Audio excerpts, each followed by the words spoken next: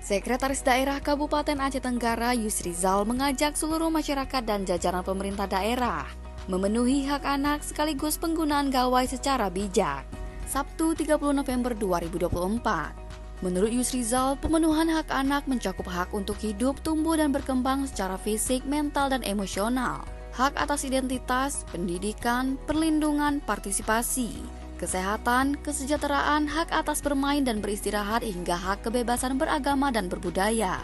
Sehingga diperoleh generasi penerus yang lebih berintegritas, religius dan memiliki semangat kebangsaan serta cinta tanah air. Kita berharap dengan pelaksanaan hari ini kita seluruh lapisan masyarakat dan pemerintah Kabupaten Aceh Tenggara dapat meningkatkan kepedulian dan partisipasi masyarakat dalam menjamin pemenuhan hak-hak anak. Sementara itu, dalam memperingati Hari Anak ke-40, Kepala Dinas Pengendalian Penduduk dan Keluarga Berencana Budi Afrizal menyebutkan, Pemkab Aceh Tenggara menggelar serangkaian kegiatan perlombaan bagi siswa taman kanak-kanak, sekolah dasar hingga SMP.